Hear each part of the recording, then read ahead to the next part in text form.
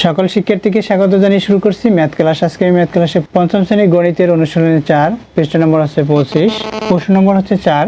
দেখো, গাণিতিক বাক্য সত্য করার জন্য ক এর মান নির্ণয় করো। এখানে 1 থেকে 6 পর্যন্ত 6টি অঙ্ক দেওয়া আছে। দেখো, এখানে 1 নম্বরে ক যোগ 9 সমান 15। তাহলে লিখি নম্বরে 1 দেওয়া আছে বা প্রদত্ত রাশি হচ্ছে ক যোগ 9 সমান 15। এটা হচ্ছে প্রদত্ত রাশি। এই রাশিটি থেকে ক এর মান নির্ণয় করব। এখানে ক এর মান নির্ণয় করতে বলছে। এখন ক এর মান নির্ণয় করতে হলে ক এর সাথে কি আছে দেখো, যোগ 9 আছে।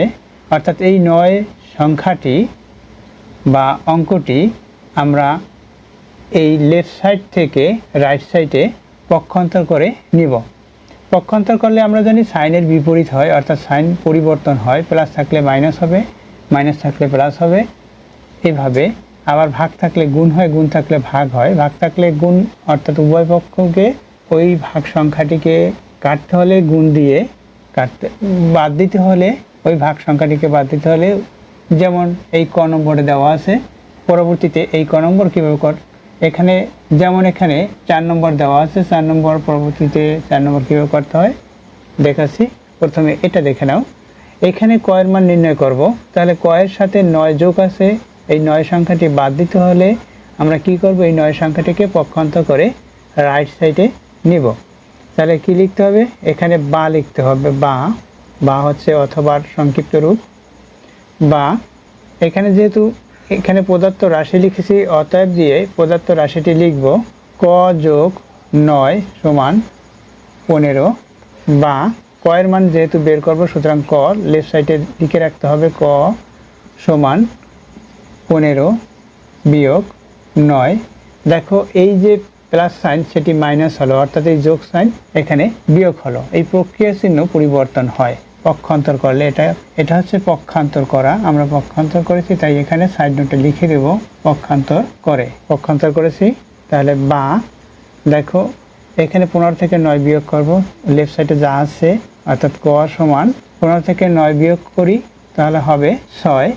দেখো, ক এর মান কত হলো, 6 হলো। এখানে ক এর মান নির্ণয় করো। তাহলে কি লিখবো, অতএব ক এর মান 6। এখন উত্তর কত, 6। এটা হলো এইভাবে। দেখো, এই অঙ্কটি 9 পক্ষান্তর করে রাইট সাইডে না নিয়েও করা সম্ভব। তাহলে কিভাবে করতে হবে, প্রথমে এই যে লেখা আছে দেওয়া আছে, এটা বিকল্প নিয়ম। তাহলে বলছি এখানে বিকল্প নিয়ম কিভাবে করতে হবে। দেখো, অতএব দিয়ে প্রদত্ত রাশিটি তুলি, ক যোগ 9 সমান 15। এটা দেওয়া আছে, এই প্রদত্ত রাশিটি তুললাম। এখন কি করব, এই 9 সংখ্যাটিকে বাদ দেবো। 9 এর এখানে প্রক্রিয়া চিহ্ন কি, 9 এর এখানে প্রক্রিয়া চিহ্ন আছে যোগ চিহ্ন। এই যে 9 এর প্রক্রিয়া চিহ্ন যোগ চিহ্ন, তাহলে 9কে বাদ দিতে হলে অবশ্যই 9 বিয়োগ করতে হবে।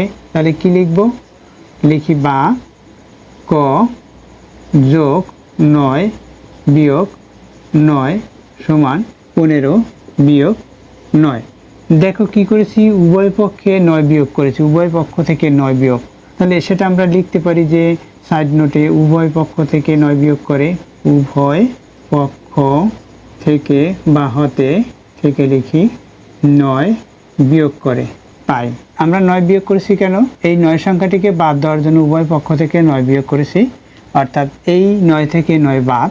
তাহলে কি হবে, বা এখানে ক থাকবে শুধুমাত্র, 9 থেকে 9 বাদ, এখানে সমান চিহ্ন, 15 থেকে 9 বাদ দিলে 6 থাকে, এটা লিখলাম।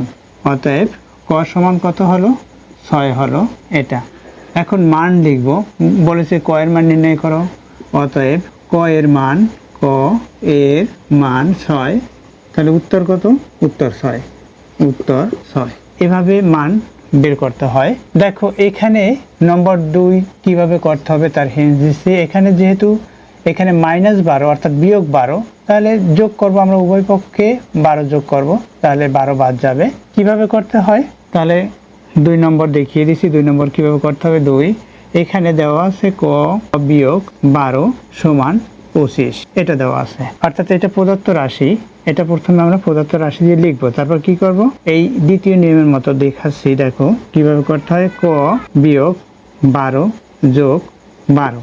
কারণ এখানে বিয়োগ আছে, তাই আমাদের যোগ করতে হবে। আবার যোগ থাকলে বিয়োগ করতে হয়, অর্থাৎ সংখ্যাটিকে বাদ দিতে হলে অবশ্যই এখানে আমাদের যোগ করতে হয়েছে। বিয়োগ আছে, বিয়োগ 12, তাহলে যোগ 12, তাহলে 12 থেকে 12 বাদ, এখানে 12 আর থাকবে না।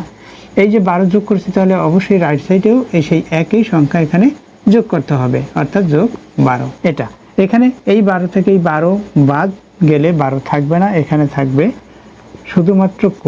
লেফট সাইডে ক থাকলো, রাইট সাইডে কি এই 12 সাথে 25 যোগ হবে, তাহলে কত হবে দেখো, 5-এর সাথে 2 যোগ করি 7 হবে, 7 হলো। এরপর আছে 2-এর সাথে 1 যোগ করি 3 হবে, অর্থাৎ 37 হলো। ক এর মান কত, 37। তাহলে উত্তর কত, 37। দেখো এভাবে যদি না করো তাহলে আমরা কি করব, পক্ষান্তর করব। এই 12 সংখ্যাটিকে, যেহেতু ক এর মান বের করব, সুতরাং কি করব, এই 12 সংখ্যাটিকে পক্ষান্তর করে এটার মতো করে রাইট সাইডে নেব। তাহলে কি হবে, এরকম প্লাস হবে, অর্থাৎ এখানে মাইনাস আছে প্লাস হবে, অর্থাৎ বিয়োগ আছে যোগ হবে। পক্ষান্তর করলে এখানে শুধুমাত্র ক থাকবে, এটার মতো করে লিখতে হবে। এখানে ক থাকবে, এখানে যেমন 25, এইখানে 25 হবে, এর পাশে যোগ চিহ্ন, তারপরে এই 12 যে পক্ষান্তর করেছি 12 হবে। আশা করছি বুঝতে পেরেছো যে এই প্রথম যেভাবে দেখিয়েছি সেভাবে তোমরা করতে পারবে। এরপর দেখো নম্বর 3, দেখো নম্বর 3 লিখি। এখানে 3 নম্বরে কি দেওয়া আছে, প্রদত্ত রাশিটি 2 গুণ ক, এটা দেওয়া আছে, সমান রাইট সাইডে দেওয়া আছে 22, অর্থাৎ 22 দেওয়া আছে। তাহলে দেখো এই প্রদত্ত রাশি লিখলাম, এখন অথবা অতএব দিয়ে এই প্রদত্ত রাশিটি তুলতে হবে। এভাবে লিখতে পারি, এখন অথবা অতএব দিয়ে যে কোনো একটি আমরা লিখবো। অতএব দিয়ে 2 গুণ ক সমান 22, এটা লিখলাম। এরপর কি, যেহেতু ক এর মান বের করব, ক এর সাথে 2 কি আছে, গুণ আকারে আছে, অর্থাৎ এই দুই সংখ্যাটিকে বাদ দিতে চাইলে গুণের বিপরীত কি, ভাগ, আবার ভাগের বিপরীত হচ্ছে গুণ।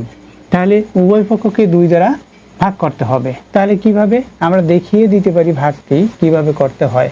অর্থাৎ আমাদের সব সময় এই লেফট সাইডের দিকে তাকাতে হবে। আমরা যে রাশির মান বের করব সেই রাশির দিকে তাকাতে হবে।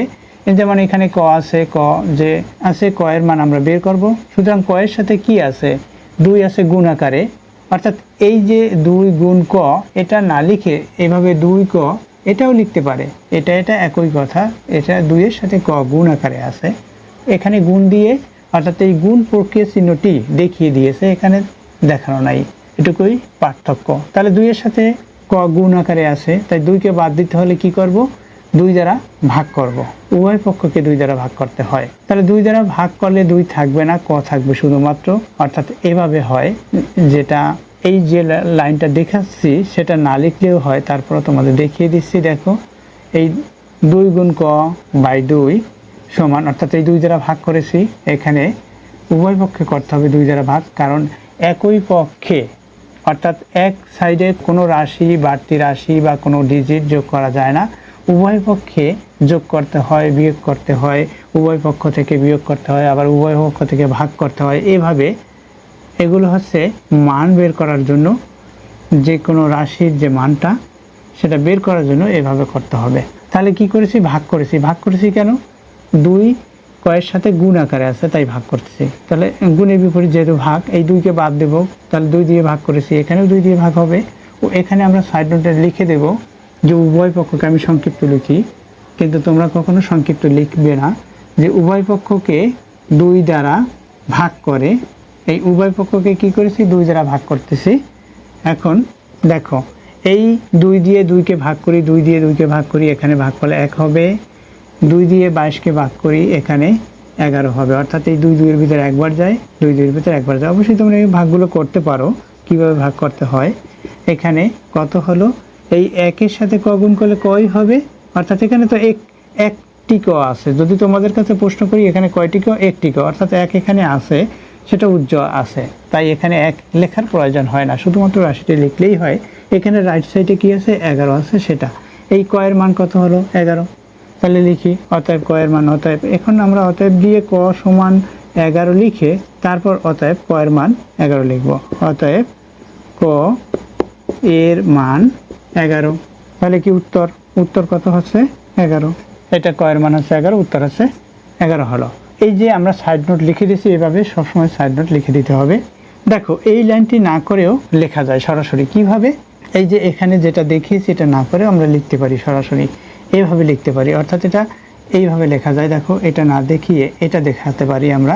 এখানে ক লিখতে পারি লেফট সাইডে, অর্থাৎ এর এখানে এটা না লিখে এইভাবে ক সমান এখানে 22/2, এখানে সাইড নোটে এইভাবে লিখে দেবো উভয় পক্ষকে 2 দ্বারা ভাগ করে। এখানে রাইট সাইডে ভাগ হয়েছে, শুধু ক আছে এই দেখিয়ে দিয়েছি। এখানে দেখো ক এখানে দেখাতে হবে, অর্থাৎ রাইট সাইডে যেহেতু মানে লেফট সাইডে ক আছে সেই কটা দেখিয়ে দিলাম। তাহলে রাইট সাইডে কীভাবে, রাইট সাইডে 22/2 দ্বারা ভাগ করেছি, এই যে উভয় পক্ষকে লিখে দিয়েছি সাইড নোট, এইভাবে সাইড নোট লিখে দিতে উভয় পক্ষকে 2 দ্বারা ভাগ করে, অর্থাৎ এটুকু না দেখিয়েও এটা লিখে তারপরে এটা এভাবে করা যায়। আশা করছি বুঝতে পেরেছো কীভাবে করতে হয়। দেখো এখানে আমরা 2 দ্বারা ভাগ করে দেখিয়েছি কীভাবে করতে হয়। দেখো বিকল্প নিয়ম, অর্থাৎ কীভাবে অন্য আরেকটি নিয়ম, 2 গুণ ক প্রদত্ত রাশিটি আমরা প্রথমে লিখলাম সমান 22।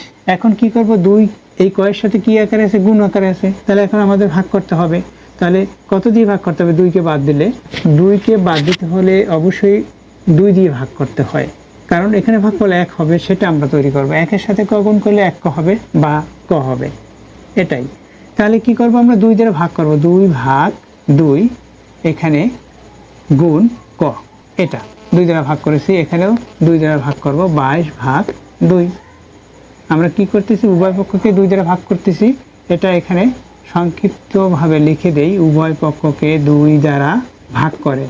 এভাবে আমাদের অবশ্যই সাইড নোট লিখে দিতে হবে, 2 দ্বারা ভাগ করেছি। এখন কি এই 2কে 2 দ্বারা ভাগ করি, 1 হবে, তাহলে বা লিখে এখানে 1 লিখলাম, এখানে ক আছে, এই 1 এই সংখ্যাটি না লিখলে হয়, শুধুমাত্র ক লিখলেও হবে। অর্থাৎ এটা এখানে 1 হয়েছে, 1-এর সাথে ক গুণ করলাম আমরা, 1 ক হলো বা ক, এটাই। এর সাথে 1 উজ্জ্ব আছে, 22কে 2 দ্বারা ভাগ করলে এখানে 11 হবে। এরপর কি, এরপর হচ্ছে এটা, অতএব ক সমান 11, নির্ণয় মান 11। এখানে এইভাবে লিখবো, অতএব ক সমান 11, অতএব ক এর মান 11, উত্তর 11। আশা করছি বুঝতে পেরেছো কীভাবে করতে হয়। এরপর দেখো নম্বর 4 নম্বর দেখাচ্ছি। দেখো এবার 4 নম্বরে কি দেওয়া আছে, দেখো প্রদত্ত রাশি যেটা দেওয়া আছে সেটা প্রথমে তুলে নেই। এখানে ক ভাগ 8 সমান 7, এখানে লিখি ক ভাগ 8 সমান 7। বিকল্প নিয়ম দেখাচ্ছি সাথে সাথে। দেখো এখানে ক এর সাথে 8, অর্থাৎ ক কে 8 দ্বারা ভাগ, সুতরাং এই 8 সংখ্যাটি যদি আমরা বাদ দিতে চাই, শুধুমাত্র ক এর মান বের করি, তাহলে কি করতে হবে, তাহলে ভাগের বিপরীত হচ্ছে গুণ, সুতরাং 8 দ্বারা উভয় পক্ষকে গুণ করতে হয়। দেখো 8 দ্বারা উভয় পক্ষকে গুণ করে এই যে ভাগ চিহ্নটি আমরা এভাবেও লিখতে পারি, সেটা দেখো প্রথমে এই ক বাই, এই ভাগ চিহ্নটা বাই আকারে লিখলাম 8 সমান 7, এভাবে লিখতে পারি।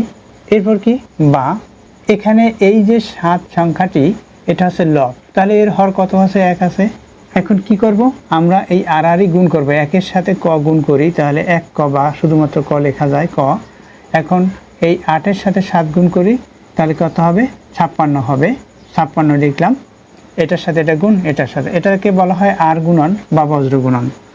যে কোনো একটি কথা লিখব, আমরা বজ্র গুণনও লিখতে পারি, বজ্র গুণন করে বা আর গুণন করে, বজ্র গুণন করে, আমরা বজ্র গুণন করেছি বা আর গুণন করেছি, সেটা লিখলাম।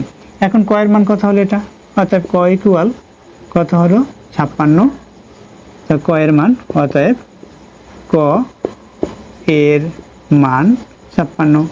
উত্তর কত, উত্তর 56, উত্তর 56।